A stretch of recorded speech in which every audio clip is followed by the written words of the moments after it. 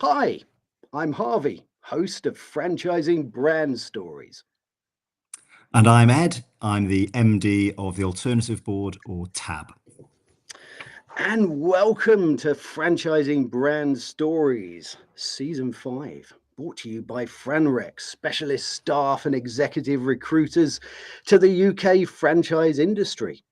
And this is the show, I'm going to do it, where we get under the hat of some of the top brands in the UK and in the world. And this is a live show. Well, it's live if it's February 27th at about 5:15 for around 50 minutes.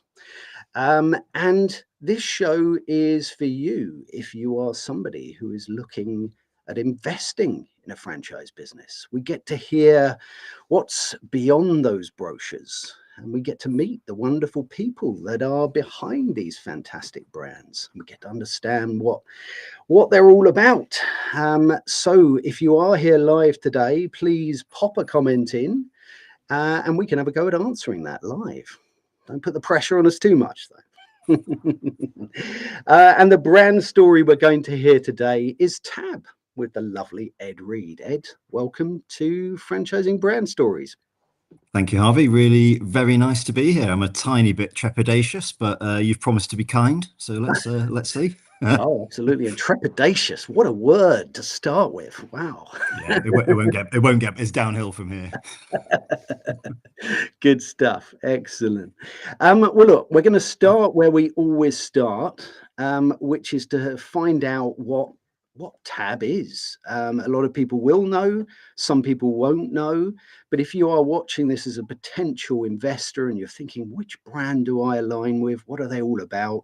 This is what we want to know. So what is TAB? Let us know. Sure. Well, I'll start with why we exist, and that is to make the lives of business owners better.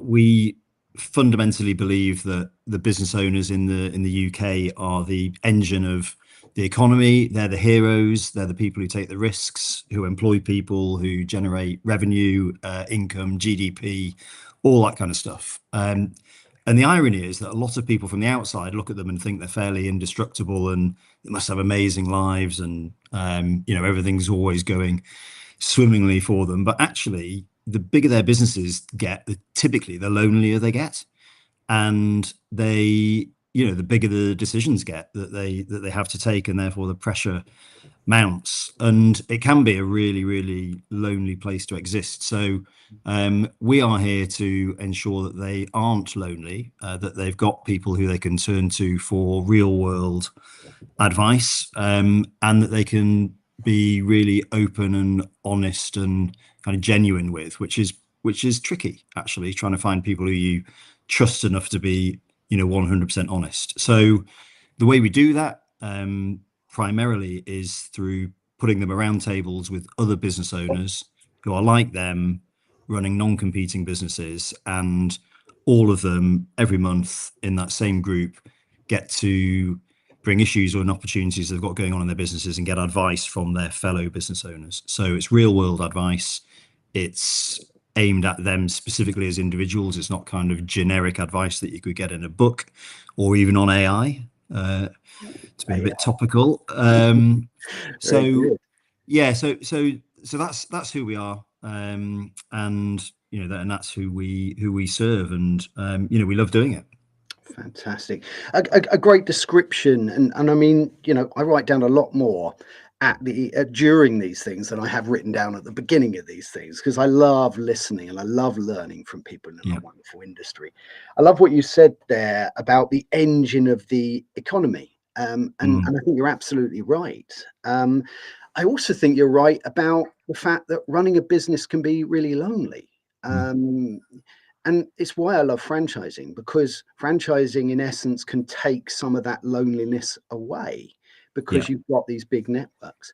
Let us know kind of where you're at today in terms of number of franchisees and whereabouts you have sort of territories or where you have people operating in the UK or in the world. Sure. So we've got 35 franchisees. There are about another 10 people who work with some of those franchisees, kind of delivering the same kind of services. We're all over the UK in terms of our kind of stretch. So we go from Aberdeen down to Exeter. Got lots of people in the southeast, as you'd probably expect. Partly because we were established in Yorkshire, we've got a strong presence there. But actually, the exciting thing for me as the franchisor is that we've still got loads to go at. So I think we could easily be 2 or 3 times the size that we are currently. So but the really the hardest thing by miles is trying to find the right people for us, people who A, we want to work with, and B, we think are good enough to make a success of it. And unfortunately that's not as easy as I wish it was. No, definitely not. And we're going to get to that, because actually it's really interesting to know who is right for a business. Yeah. Really important. Look, before we get on to that, let's recognize the fact that we've got a few people here live with us today. So let's say hello. We've got the lovely Nick Plevin here. He's put, hello everyone, glad to be here this evening. Well, it's always good to have you with us. We've also got Simon Wise with us, the ever wise Simon Wise. He has a lot to live up to. He's put, hello franchise friends. And he's also put, and I like this, real world advice. Love that. Yeah, me too. And I also like the fact that you wanted to make people's lives better. It's a great way, it's a great philosophy, it's a great direction, at least, to want to go. If you have just joined us today, this is Franchising Brand Stories. Today we are hearing the story behind TAB, the alternative board, with the lovely Ed Reid. And Franchising Brand Stories is brought to you by FranRec, specialist staff and executive recruiters to the UK franchise industry. We are about to get into this story, get into the real bones of the story, find out what happened in the past. But before we do that, because I love to say hello to people that are here live, we've got the lovely Ian Bradley here with us. Ian's put, good evening, everyone. Well, good evening to you as well. And we've got Katrina Newman with us. We've got a lot of QFPs. You're attracting, the top franchising experts, that's for sure. Glad that's two of my favorite people. It's certainly 2 of my favorite QFPs. That's very, very nice to have some along as well. Absolutely. Well, look, let's get into it, because it's now the time where we take you back in time. I used to get the little Back to the Future car out at this point, but I was worried about copyright things, so can't do that anymore. Things have to change. But let's get into that right now. So where did it all begin for you at TAB? And take us right back in time now, to the dawn of TAB, or the dawn. Well, so this is going back 15 years now, which, saying that, feels completely mad, Harvey, to be honest. That I've been involved with TAB in wearing a couple of different hats, but for 15 years, which is about 5 times longer than I managed to stay in any other organization through my career before that. So I'd spent the kind of bulk of my initial career in large corporate, in FMCG, so fast moving consumer goods. Had a lot of fun working for companies like Diageo, who world's biggest drinks company, which was good. I'm aware of it. Yes, you'll certainly be aware of a lot of their brands. I still am. I've maintained that passion for sure. And then I went from there to Nestle, to their confectionery division. Ran a fairly big sales team for them, which was also good fun. Keep in touch with loads of those guys and girls still. And I then sort of got the bug to go and work for a smaller business. I felt like I'm sure this was an ego thing, and a psychologist could have a field day with this, but I think I basically decided I wanted to be a bigger fish in a smaller pond. And went and worked for this brilliant company up in the northeast, who were printers, and they printed all of the stuff that they supplied to the kind of businesses that I used to work for, so the big brand owners and the big retailers. And loved that, but then 2008 hit, which you'll remember was kind of fairly tough economic times, and it certainly was tough economic times for a business that was selling into retail when the world was kind of collapsing around us. So I I guess this is the kind of, either you're glass half full or glass half empty. I was made redundant and saw it as an amazing opportunity to, change tack and look for something else. And initially I thought I'll just go and get another job. Um, and nearly took one and then thought, oh, maybe it's just going to be just the same. And I've got potential opportunities to do something a bit different, and was introduced to Tab by a kind of headhunter, great guy who I'm also still in touch with now. And yeah, I'd never considered franchising, didn't really understand it. Certainly hadn't heard of Tab. They'd only they'd sort of just launched in the UK, having been in the States for kind of 20 years before that. But the UK was their first market outside of North America. So it was, pretty, I'll call it pioneering. I mean, the alternative is flying by the seat of our pants, which it felt like, and it was really exciting. And so, yeah, so I just, I chose to make that leap. I knew I didn't want to do something totally on my own. That classic franchising phrase of, work for yourself, but, not alone.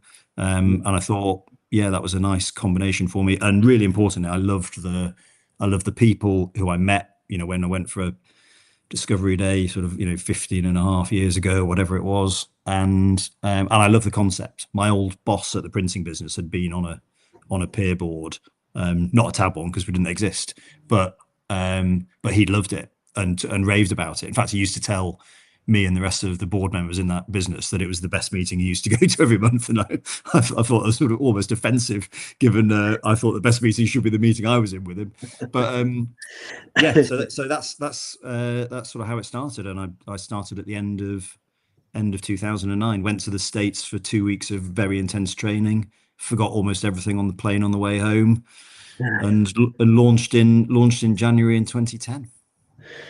Fantastic. So you were a franchisee, and I love hearing your story as to how you became a franchisee. And we'll talk more about who might or who could be a franchisee and who you look for. But you mentioned there about being made redundant, and unfortunately, it's something that does happen. But alongside that, you said it was an amazing opportunity because you had the opportunity you had to make a different decision. You forced to make a different decision, and some people are in that position. It does take a bit of bravery to take perhaps the financial redundancy package and invest that into something else rather than keeping it in a pot and sort of using it while you're looking for a job, which is the other alternative. But yeah, I love that you had that attitude at that time, and it was brave to do that. But what then took you? What was your journey then from franchisee into being a franchisor? Yeah, well, certainly at the start, I didn't expect anything like it, and I just did the kind of classic work hard, follow the bouncing ball, the kind of procedures and processes that were being suggested to me that might work. And I thought, well, I've invested in it, so why wouldn't I follow the the kind of guidance that was coming from the franchisor? But yeah, it's it's kind of one of the phrases that we use with our prospective franchisees even now, actually. So so I got my head down. I mean, it had to. My wife was unbelievably supportive of me when I'd taken the decision to to invest in the franchise. And she was working. We had two. The boys they're now 22 and 19. They were 5 and 2 or something at the time. So it was the pressure was on, and not helped by the fact that my wife then said, well, I definitely want you to do this, but it does have to work. Like, well, okay. So yeah, I just I worked really hard. I got to know my territory, which was York, which is, as it turned out, I thought it was close to home, but an absolutely fantastic territory to work in. Got to know the local business community, and you gradually started to build my business. And year 1, year 2 was tough. It always is. The emotional roller coaster of anyone setting up their own business in the first couple of years, the highs are unbelievable and the lows are also unbelievable. And you've got to be pretty resilient. And I was really lucky that the other new Tab franchisees, we'd all started or a few of us had started at the same time, and we were incredibly supportive of each other. The head office team, which was smaller than it is now, but were also amazing. The franchisors and the support team. So it felt like we were all in it together, and I was just really keen to sort of play my part and make a success of it. So did that. Gradually grew the business. Brought a couple of people into that business alongside me. One worked out, one didn't, which is a bit of a kind of learning curve for all of us.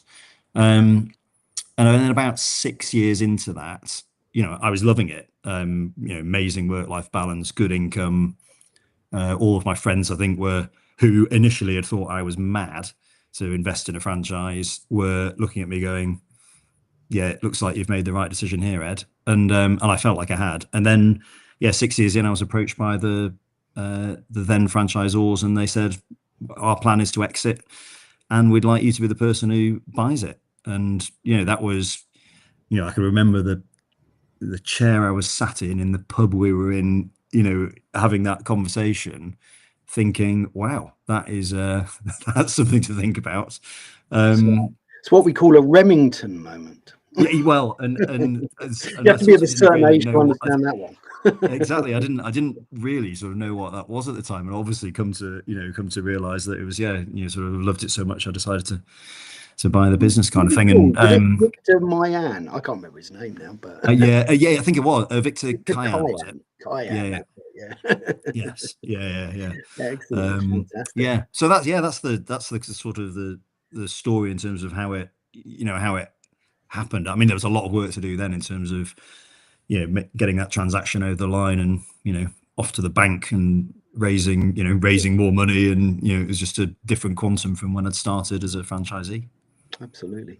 Let's have a look at a couple of comments here that have come in from Simon. Simon's put, "I think it's fantastic that you were a franchisee before taking on the role of franchisor. That's very powerful for any new franchisees coming in." I absolutely agree with this. Empathy and aligning with people that are coming in. There's no better place to do that than if you've done it yourself. And for a considerable period of time. So I think it's really powerful. Let's have another look at this one before we move on to another point. Great validation that a franchisee believes in the business so much they bought the whole business. Absolutely, the Remington moment. I thought it was lovely as well, and we're going to get on to this a little bit later, but the fact that your wife was supportive, because when we start to talk about that process, everybody's got to kind of be on board. When a franchisee is coming in, it's a big decision. You've got to get those different perspectives, whether it's family, whether it's your spouse, whether it's business associates or friends. Get those other perspectives, because it's an important decision to make. And you've got to be supported along the way. You said year 1, year 2 were tough. They are tough because it's still running a business. You get the tools. But if you're a carpenter, you get a box of tools. But that's not to say it's not hard work to hammer nails in or saw wood. So pretty important stuff. Let's have a look. We've alluded to the type of people that choose your business, or the type of people maybe that you want or that are right for it. But typically, let's start here. What type of people typically do choose your business? Is it people from the sort of coaching world, people from the business community, or is it quite a widespread? It's normally from one of those two kind of groups, I'd say. So yeah, people who have done some sort of coaching or consulting themselves, even if they've done coaching within a kind of corporate framework, where they've been senior managers who actually really recognize the value to be had from coaching their teams to sort of better performance and stuff. So Yeah, there's a lot of us have come from, a corporate background, and very often have got to a crossroads of some sort in their career where they might be tired of the politics, they might be, just ready to do something new. So some are definitely escaping something, and some are, much more kind of, forward focused on the, moving towards, something new. Um, they've nearly always been, pretty senior, because they've got to have kind of empathy and gravitas with, the business owners who they're going to be serving. And if you're walking into a, I don't know, widget manufacturing business with 100 people in it, turning over 10 million quid, you've got to have something about you for that business owner to look at you and go, well, do I think you can help me? So that you've got to have some kind of hard won experience yourself. So, with the best will in the world, we're not going to be recruiting 25-year-old franchisees anytime soon, because they're just not going to have the experience to be able to do it. Having said that, we are slowly bringing the average age of our franchisees down a little bit from where we, broadly first started, because it was a natural thing to kind of, attract people who were looking for almost the sort of second stage of their career, if you like. That's really interesting because, again, if you're a prospective franchisee looking at this, okay, and you're looking, is this going to be right for me? And you're a young, enthusiastic person, it might not Hmm. be right for you. And it's okay to say Hmm. it's not right for you, Hmm. because you need that experience of having, existed within this, or having coached people, having made lots of mistakes in your Hmm. life, that you can help Hmm. other people not make them. Yeah. I mean, what's the sort of typical age or demographic then? Is it sort of 50s or 60s? Is that sort of It's age? it's typically sort of 50s, but I mean, we definitely bring in people from their early 40s, quite comfortably, if they've been there and got the t-shirt and kind of, done well in their career. They've kind of, they've done the hard yards, and they'll be absolutely fine. There's the real upside is they bring, almost by definition, bring a massive amount of energy to it. And one of the questions one of the things we talk about with people in the early stages is, are you going to work hard? And everyone's got a really different definition of what hard work is. So, because the standard answer to that is obviously yes. Like, well, okay, well, what does that mean to you? Tell me about a time when you have worked really hard, and how did you find it? And we need to have, like, really, like, ruthlessly honest conversations with people at that stage for us to suss out whether we think they're going to work hard enough in year one or year two to really get that kind of flywheel turning. I really like that, and I really like that as a question. Genuinely, I write down questions here that I I keep, and I think that's a really good one. You know, Mm, are you going to work hard, or what does hard work look like or feel like to you? mm, Because mm. that's different to different people.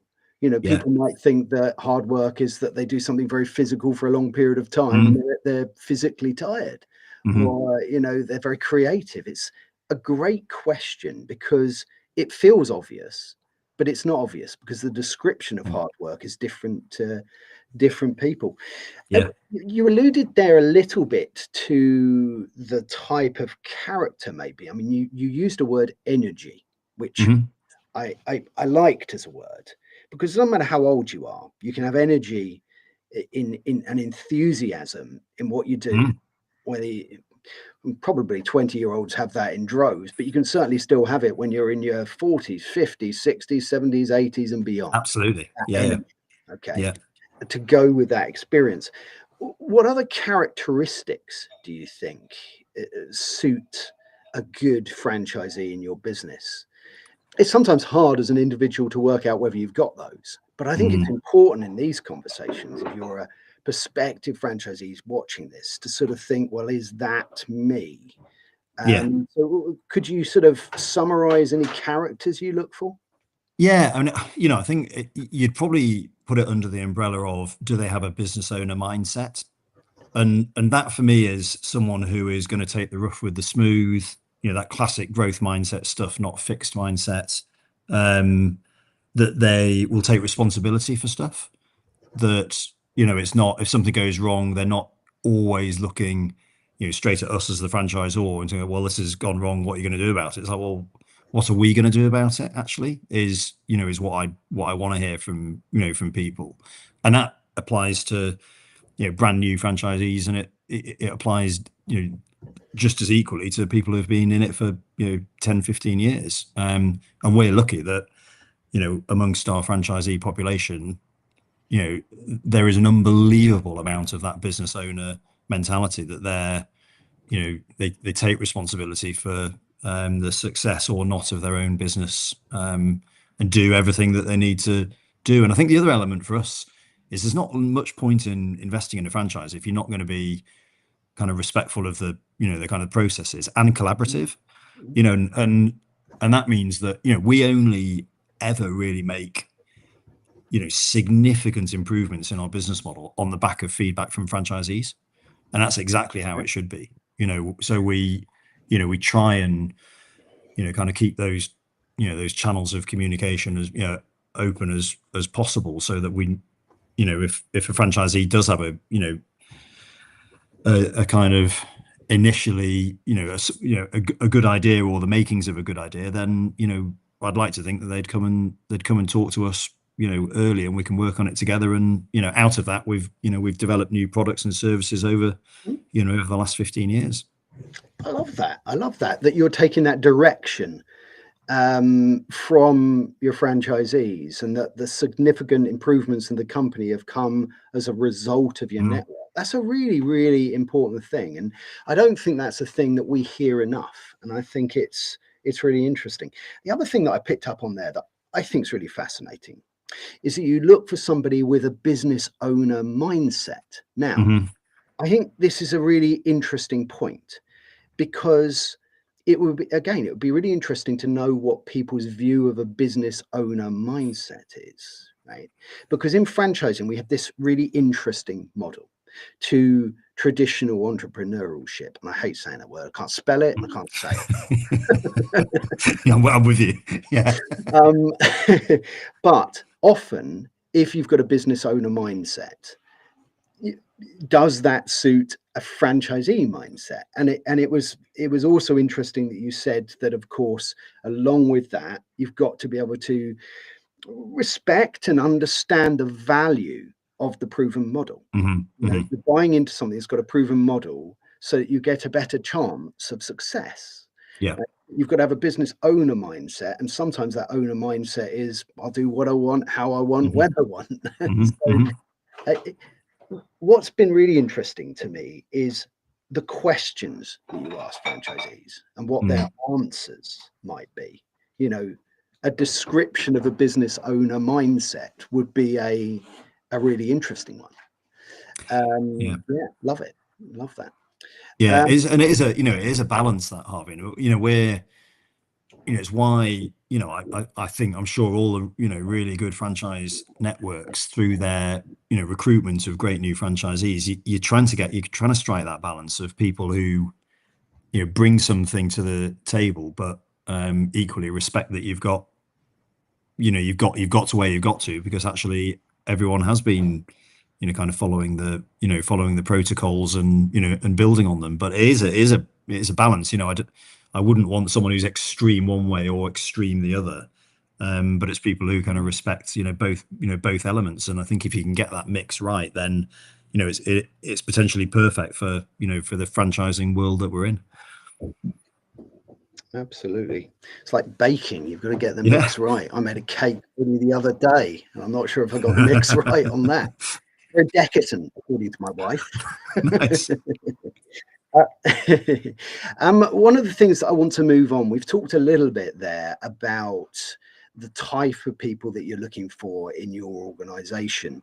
And I think when you're a potential franchisee, it's good to understand what the process looks like. But before you do that, if you have just joined us today, this is Fan Stories, and today we're getting under the hat of Tab with the lovely Ed Reid. And Franchising Brand Stories is brought to you by Franrex, specialist staff and executive recruiters to the UK franchise industry. I used to have to look at that written down. I can say it now, I've remembered it. Yeah, you've done very well there. You've nailed it every time. Oh, well, thank you, Ed. But look, let's do this now. Again, I think this is so important. If you're thinking, is this the franchise for me? It's also quite good to understand type of characteristics, type of person that you're looking for, but what's going to happen when you pick up that phone or send an email or make a contact? What does that journey look like? Yeah, I mean, this is, you find out a lot about whether people are going to be the right fit when you describe the journey to them, and whether they kind of accept that that is the journey that they're going to be on, or whether they almost push back and go, well, actually, I want to do it this way. Like, well, you might want to, but that's not how it's going to be. Because if you don't respect that, it sort of sends signals around you might not be respecting the other kind of processes that we've got in place. So, yeah, I mean, in essence, we've got a specific journey in terms of how much information we share with people at different stages, because it'll be very easy to bamboozle people really early on and them not be able to see the wood for the trees. So we'll have a couple of conversations early to ensure that they really understand the model and the value that we deliver to our clients. And once we're kind of comfortable with that, we then share more information so that they've got a kind of even more holistic view of what could be possible in running one of our businesses, at the point then that I'm comfortable that they get it and they understand the kind of the basics almost. Then if we think they're showing kind of all the right signs, then we'd invite them to a discovery day. So there's probably 3 interactions before a discovery day. Discovery day is a full day. We'd have they get to meet all of the amazing central team that we've got in Leeds. They meet me and Mags, who's the co-owner of the business with me. So they see all of us. I think that's really important in terms of meeting the people. We're sharing more information again, but just as importantly, we're seeing them in action kind of through the day. And we typically would only have 1 to 3 people on any discovery day. We've tried it with a couple more than that and felt like it's probably unfair on all of them sat around a table, because they're not necessarily getting enough airtime, and we're not getting to know them well enough either. We're a people business, and we need to get to know our prospective franchisees as kind of quickly as we can and as well as we can. So yeah, discovery day. Then we've got another couple of stages, which ultimately finishes with them talking to some of our existing franchisees. So I'll ask them, do you want to talk to someone who's either a certain period of time in, or in a certain geography, or running a certain size of business? Try and match them with existing franchisees for a conversation. And then we also, the kind of final bit is then get them along to one of our board meetings, where they'd go along and participate really fully in a board meeting with our run by one of our franchisees with their clients. So they experience everything before they make a decision, because I know as well as anyone it's a bloody big decision, and we want them making it with kind of all the facts. I think it's really interesting to understand that journey. There are 3 touch points before the discovery day: conversations, trying to understand whether they're right before they, and at this point, it's nothing to do with money. It's nothing to do with signing anything. At this point, it's to do with whether you feel they're right, whether they feel they're right. Come in to then have a conversation. Can I just ask, during all of these processes, the 3 touch points before the discovery day, meeting the existing franchises, attending a board meeting, probably an alternative board meeting? It is, yes. Nicely done. Thank you. But during all of that process, am I right in saying that they're not committing in terms of signing a franchise agreement or paying any money up till? Yeah, absolutely. Yeah. All we ask at the start is that they, that they commit to the process and kind of give it their all, because we obviously do likewise, and say we'll furnish you with as much information as we possibly can. But yeah, there's no I mean, other than a sort of NDA that we introduced kind of probably halfway through that. Other than that, that's it. We don't want people making financial or legal commitments until the point that they're really comfortable that it's the right thing for them, and that we're really comfortable they're right for us. Yeah, that's absolutely the right thing to do. And it's comforting to hear it. It's comforting to hear it if you're a potential investor, that you think, oh, well, I don't want to go through this process if I'm committing to something before I'm ready. And it's very clear that No, you're not going to be doing not. that. And then after that board meeting, that's the point then where some joint decisions are made. If you're happy with that particular person, then a territory is offered. Is that how it would work? We're still a kind of territory based. So yeah, we'd have obviously had the conversations with them before about where that might be, and we'd probably have done a bit of, at that stage, would have worked on a territory a little bit, and just to make sure it was going to be as right as it can be for for them. So there's a bit of flex there. Because we want people, they're often coming out of a corporate career where they've had, a lot of travel and all that kind of stuff. And we want people working as close as possible, if not within their own, the business community that they live in. It's a brilliant thing to do. You feel more connected. So, so that's it. It's a territory, and then, then it's the legals, which we've made sure that they've had a look at as well before they're committing to anything. Insist that they get good legal advice from BFA accredited lawyers. It's we're strong on that, and because it's a serious agreement they're signing. Oh, 100%. And that's fantastic. It's good to really understand that. Look, let's get on. It's great to understand the sort of the process leading up to becoming a franchisee. But let's say you've gone through that. It's right from your perspective. It's right from that potential franchisee's perspective.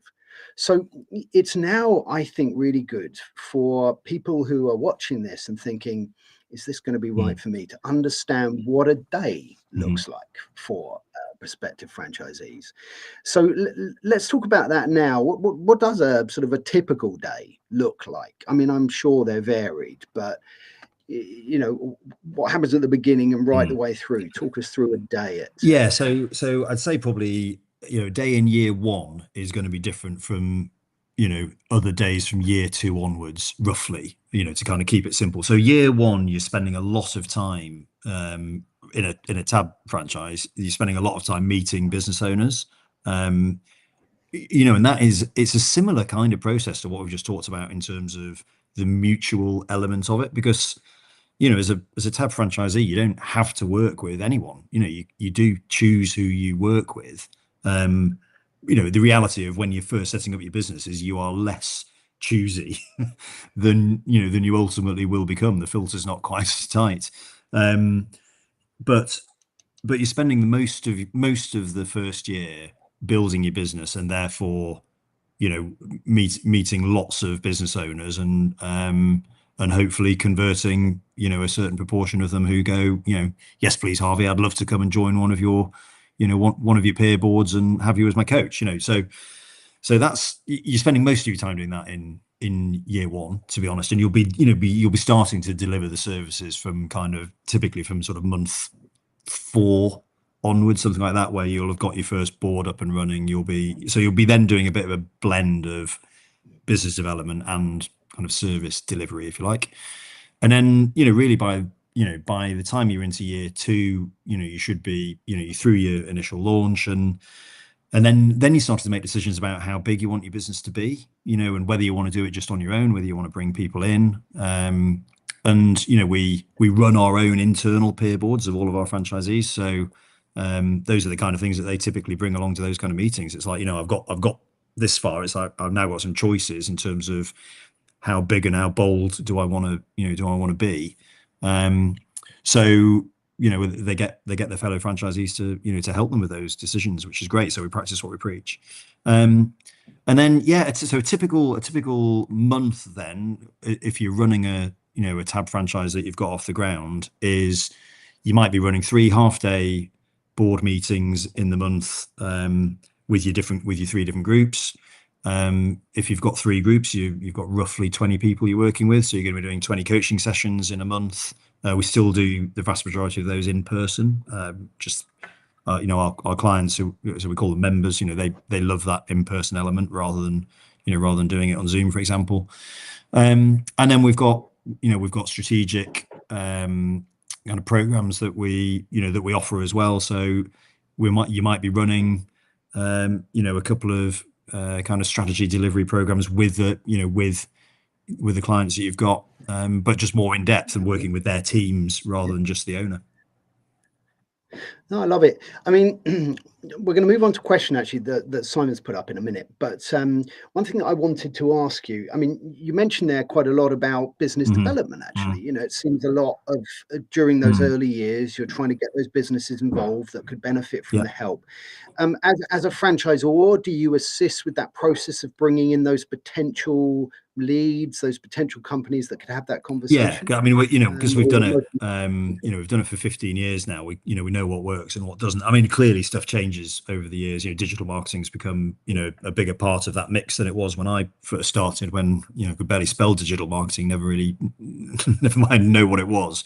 But yeah, we've got kind of tried and tested methods. We outsource, some of that initial BD stuff, in terms of the to getting meetings booked. So we outsource that to some great telemarketers who we've worked with for years and years and years.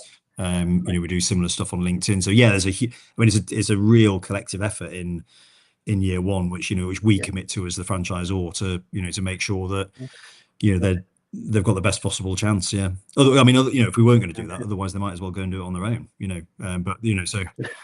So yeah, we make commitments to ensure that they're going to have the right amount of meetings. Yeah. Perfect. Let's have a quick look at this one before we move on to one of my favourite bits of this show. But Simon's put, Ed, I'm interested in understanding how the business model works. Your franchisees' revenue, is it derived from annual membership subscriptions from their business clients, or opportunities for add-on sales too? Great question, Simon, actually. Yeah, let's understand how people pay your franchisees for this service. Yeah, so the members, they're the business owner clients, the guys where started off going, these are the people who we serve and hope to change their lives for the better. So they pay us a monthly subscription fee, which will vary sort of slightly dependent on the size and complexity of the business. But yeah, so if you've got roughly, if you're working with 20 businesses spread across 3 boards, then you've got 20 kind of lots of monthly fees coming in each month. And then on top of that, if we then start working kind of more deeply with any of them beyond the board meetings and the coaching session, then yeah, we charge extra for that kind of time and expertise. And that might be at any one time, that might be with, I don't know, 3 or 4 of the 20 where you're doing something more substantial with with the owner and their team. Fantastic. I mean, it's interesting to understand exactly how that model works. So no, great. Thanks for answering that. Well, look, we've come to one of my favorite bits, actually. Okay, because we've heard a really interesting story of actually how this business changed your life. And franchising has this wonderful thing where it can change the lives of a franchisor, in your case, from a franchisee, but it can change the lives of franchisees that come into the business, and it can change the lives of the people in those boards that are benefiting from the service. Then it can change the lives of all the people in their businesses. So I imagine that you have got lots of stories and you've met lots of characters, but is there a character or a story that sticks out in your mind over the years where someone's really genuinely had their life changed by franchising and by being involved in this? I mean, there's when you're saying that, there's lots of people who are kind of going on the on the film reel almost. But yeah, I mean, there's I'll give an example of a guy who I started. So this is a franchisee story, a type franchisee story. So a guy who I started within a month of starting at the same time as him, and he'd come out, he'd sort of escaped corporate, probably been quite, run down by it.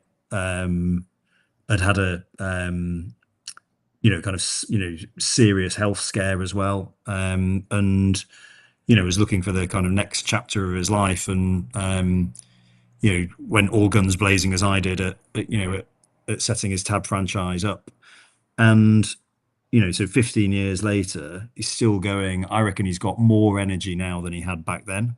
He's in his 60s now. He's like the Duracell bunny, in terms of his levels of energy and enthusiasm, and he's just the other franchisees across the country, and well, in fact across the world in Tab, kind of know him because he's infectious. He brings the value he's delivered to his customers is absolutely astounding. And I couldn't stop him even if I wanted to. And I absolutely love that. And his life now, he's absolutely nailed it. He works hard when he's working. He has amazing amounts of time off to go on holiday with his wife. He's put his kids through uni and into houses. His dilemmas about how expensive his next set of speakers are for his fancy hi-fi system at home, and it just makes me really happy to kind of see the journey that he's been on and continues on. And he's the sort of he's a kind of flag waver for for not just for Tab but for franchising. I love it. Love it. If you have just joined us today, this is Franchising Brand Stories. Today we have heard the fantastic story of Tab with the lovely Ed Reid. If you scan the QR code top left, if you are catching us this late, you can have a look at the entire episode. And if you're catching a snippet in the distant future, you can also do the same. So we are going to get on to the last sort of chapter of today's episode, and this is when we get the Franchising Brand Stories exclusive. Ed, it's time for that, and we're gonna talk a bit about the future. So let us know what exciting things you've got planned for the future for Tab, and how things are going to change and develop. Yeah, so I think the big change that we're kind of going through at the moment actually is that we've traditionally worked pretty much exclusively with the business owner, and over the years it's kind of dawned on us, because we've been asked again and again and again about it. It's like, actually, you can help. Could you work a little bit more directly with my senior leadership team, and kind of not just me, so that they can actually take on a bit more responsibility and accountability for delivering stuff, make the business less reliant on that individual at the top. So we've got 2 or 3 things that we're introducing now, kind of new products and services, which we're all really excited about, and are getting is getting brilliant reception in the market. So that's great. So there'll be more of that to come. I mean, internationally, we'll continue to expand into other markets, which is really nice to it's great to see. They then become peers of mine and Mag's, with people running Tab businesses in all sorts of different countries. So that's we're in Vienna next month for 3 days with our international peers, and we'll be talking about the kind of strategy for the for the global organization, and we're a big part of that. So that's nice. It's it's kind of feels like it's certainly for me personally, it's come a long way from me being worried about setting up a few boards in York, and then I'm in discussions with some of my Tab mates about how they're launching the business in Chile. It's like, which is brilliant. So it's that's nice, and there'll be a lot more of that into the future. That's fantastic. It's great to understand again, if you're a potential business owner here, looking at getting involved here, as to what exciting things are happening in the future. Finally, I'd like to ask if you've got any final thoughts to share. And while you're doing that, if now people scan the QR code top left, it's going to take you to your fantastic website, and you can find out all about the franchise there. So please do that now. And let us know if you've got any final thoughts, Ed. Yeah, I mean, I think just on franchising in general, I think if you're considering investing in a franchise, do some really, really good due dil, be respectful, because the franchisor is doing due dil on you, and how you handle yourself through that whole process is certainly for us is a really big part of it. You know, I've rejected people because of the way they've handled themselves, isn't it? Is, you know, they had the, you know, they were going to tick the box on paper, but actually operate, you know, kind of working with them, just thought actually you're probably not right for us. So, but yeah, you know, get stuck in, you know, ask good questions and be open minded. But you know, for the right person, I think, you know, franchising is an unbelievable opportunity. So many different business formats out there that, you know, if you can't find the right one for you, then you know, maybe franchising isn't for you. Oh, no, completely. And I'm going to share this actually, because I came up with this and I want to know what you think about that. If you've got the energy, the enthusiasm, and the experience, keep a tab Oh, on it. that's nice. How about You could have rewritten our franchise website there. that? There you go. Well, look, I want to thank everybody who has been here today live. I want to thank everybody who's going to look at this in the future. There was a question that had come up. If you are looking at this in the future, or if you catch a snippet of this, put a question still up in the comments on YouTube, the comments on LinkedIn, because Ed can go back and look at it. We can go back and look at it, and we can answer that. So please put a comment up, and we will get to the one that we didn't get to today as well. And I'd like to thank you, Ed. It's been an absolute pleasure talking to you. Thank you for sharing what's under the hat of TAP. And let's talk about a little bit about what's happening next week on our sister show on the Franchise Show. So next Tuesday, 4th of March, we are going to be talking happy, successful franchisees, which is a nice thing to talk about. And it makes me think of Bob Ross for some reason. Happy little clouds. So join us 5:15 GMT, 12:15 EST for that.